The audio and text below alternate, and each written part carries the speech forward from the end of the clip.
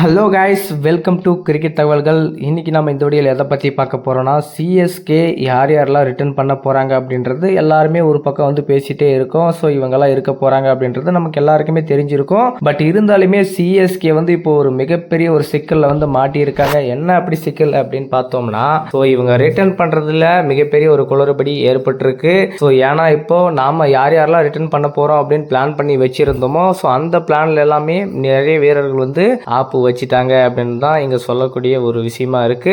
என்ன அப்படி ஆப்பு வச்சாங்க அப்படின்னு பார்த்தோம்னா, ரச்சின் ரவீந்திராவை வந்து ரிலீஸ் பண்ண போறதா சொல்லியிருந்தாங்க. கடைசியா பாத்தீங்கன்னா அவர் தாங்க பெர்ஃபார்மன்ஸ் சூப்பரா கொடுத்துட்டு வந்துட்டு இருக்காரு. ஸோ டெவன் கான்வேவும் ஒரு பக்கம் வந்து சூப்பரா பெர்ஃபார்மன்ஸ் பண்ணிட்டு வந்துட்டு இருக்காரு. தீபக் சகாரும் ஒரு பக்கம் சூப்பரா பெர்ஃபார்மன்ஸ் பண்ணிட்டு வந்துட்டு இருக்காங்க. ஸோ இதுல வந்து யாரை நம்ம ரிட்டர்ன் பண்ண போறோம் அப்படின்னு சிஎஸ்கேவுக்கு தெரியல. என்ன பண்றதுன்னு அவங்களுக்கும் தெரியல. ஸோ அடுத்து என்ன ஆப்ஷன், ஸோ என்ன பண்ண போறோம், யார் யாரை தக்க வைக்க போறோம், நமக்கு தேவை இதே டீமை செட் பண்ணணும். 2025 ஐபிஎல் சீசனுக்கு இந்த டீமே நாங்கள் செட் பண்ணணும் அப்படின்னு சொல்லிட்டு சிஎஸ்கே முடிவு பண்ணியிருக்காங்க.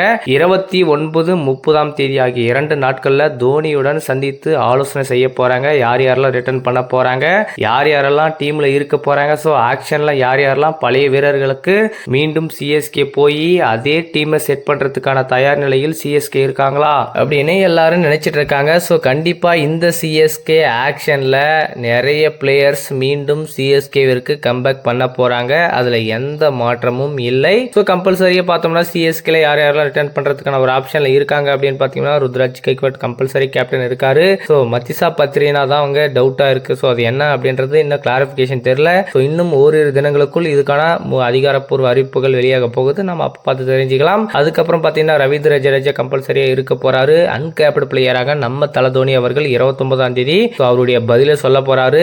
ஐபிஎல் போட்டியில் வந்து விளையாட போறாரா இல்ல வந்து ரிட்டையர்மெண்ட் அறிவிக்க போறாரா அப்படின்றத அப்ப நமக்கு இன்ஃபர்மேஷன் வரப்போகிறது. ஸோ அது வரைக்கும் நாம வெயிட் பண்ணி தான் ஆகணும். அதனை தொடர்ந்து சிவம் துபேவை ஒரு ஆர்டிஎம் கார்டில் வந்து தக்க வைக்கிறதுக்கான பிளான்ல இருக்கு. ஸோ அந்த இன்னொரு ஆர்டிஎம் கார்டில் தாங்க இந்த குழப்பமே வந்தது. அங்க இன்னொரு ஆர்டிஎம் கார்டில் தான். ஸோ அந்த ஆர்டிஎம் கார்டை யாருக்கு யூஸ் பண்றது, ஸோ ருத்ராஜ் கைக்வாட் வந்து ஸோ என்ன சொல்லியிருப்பாரு, தோனி அவரும் கண்டிப்பா பேசியிருப்பாங்க. ஸோ யார் யாரெல்லாம் ரிட்டர்ன் பண்ணலாம், யார் யார் நமக்கு தேவை, ஸோ ஆக்ஷன்ல யார் யாரெல்லாம் நம்ம எடுக்கலாம், அதே மாதிரி ஸோ இவங்க எல்லாரையுமே வச்சு சிஎஸ்கே மேனேஜ்மெண்ட்டும் பேசியிருப்பாங்க. ஸோ தோனியிடம் மட்டும் இன்னும் மேனேஜ்மெண்ட் வந்து 29ஆம் தேதி 30ஆம் தேதி வந்து கலந்து ஆலோசனை செய்ய போறாங்க. ஸோ தோனி அவர்கள் என்ன பண்ண போறாரு அப்படின்றத நம்ம அது அப்புறமா பார்த்துவோம். ஸோ இப்போ அதை பத்தி பேச வரல. ஸோ இப்போ சிஎஸ்கேல வந்து அந்த ஆர்டிஎம் கார்டு சிவம் துபேவா, ஸோ கம்பல்சரியா சிவம் துபே வந்து அந்த இடத்துல இருக்காரு. அந்த பொசிஷன்ல வந்து ஆர்டிஎம் கார்டில் அவரை ரிட்டர்ன் பண்றதுக்கான ஆப்ஷன்ல அவர் இருக்காரு. ஸோ அந்த ஒரு ஆர்டிஎம் கார்டு டெவன் கான்வேவா இல்ல ரச்சின் ரவீந்திராவா, ஸோ யாரு அந்த இடத்துல வந்து இருக்க போறாங்க அப்படின்றது எல்லாருடைய எதிர்பார்ப்பா இருக்கு. ஏன் அந்த ரச்சின் ரவீந்திரா வந்து எடுக்கிறதுக்கான பிளான்ல வந்து சிஎஸ்கே இருக்காங்க அப்படின்னா, டெவன் கான்வேவையும் ஒரு ருத்ராஜ் கைக்வாட்டும் ஓப்பனிங் ஆட வச்சுட்டு ஸோ ரச்சின் ரவீந்திராவை வந்து ஒன் டவுன் எடுக்கிறதுக்கு, அதாவது சுரேஷ் ரெய்னாவுக்கு ரீப்ளேஸ்மெண்டா அவரை வந்து அந்த பொசிஷன்ல ஆட வைக்கலாம் அப்படின்ற மாதிரி பிளான் பண்ணியிருக்காங்க. ஸோ இப்போ அதே மாதிரி தான் அவரும் வந்து ஆடிட்டு வந்துட்டு இருக்காரு. ரீசெண்டா பார்த்தீங்கன்னா ஓப்பனிங் ஆடிட்டு இருந்தாரு.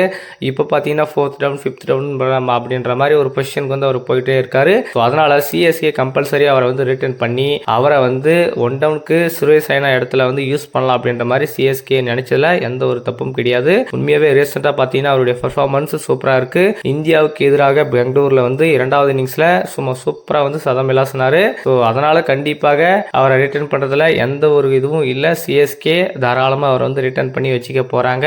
டெவன் கான்வேவை என்ன பண்ண போறாங்க, ஸோ என்ன ஆப்ஷன் வச்சிருக்காங்க அப்படின்னு தெரியல. தோனி கிட்ட பேசிட்டு தான் தோனி அவர்கள் என்ன மாதிரியான ட்ரிக்ஸை வந்து சிஎஸ்கே மேனேஜ்மெண்ட்டுக்கு கொடுக்குறாரு. ஸோ சிஎஸ்கே மேனேஜ்மெண்ட்டும் எந்த மாதிரியான ட்ரிக்ஸை எடுத்துக்கிட்டு யாரை ரிட்டர்ன் பண்ண போறாங்க, யாரை வந்து ஆக்ஷன்ல எடுக்கிறதுக்கான பிளான்ல வச்சிருக்க போறாங்க அப்படின்றத நம்ம பார்ப்போம். கண்டிப்பாக இந்த குளறுபடியிலிருந்து சிஎஸ்கே தோனியிடம் இருந்து என்ன மாதிரியான திட்டத்தை வந்து போட்டு எடுத்துட்டு வந்து யாரை தக்க வைக்கிறாங்க, ஸோ யார் வந்து சிஎஸ்கே டீம்ல வந்து ஸோ கண்டினியூ பண்ண போறாங்க. தீபக் சகார் அவர்கள் வந்து மீண்டும் சிஎஸ்கே அணியில் பயணம் செய்ய போறாரா இல்ல வேற ஏதாச்சும் டீமுக்கு போக போறாரா அப்படின்றத நம்ம பார்ப்போம். ஓகே கைஸ், இப்போ சிஎஸ்கேல யாரை வந்து ஆர்டிஎம் கார்டில் தக்க வச்சா நல்லா இருக்கும், எந்த பிளேயர் சிஎஸ்கேல இருந்தால் நல்லா இருக்கும் அப்படின்றத பற்றி உங்களுடைய கருத்துக்களை மறக்காம கமெண்ட்ல சொல்லுங்க.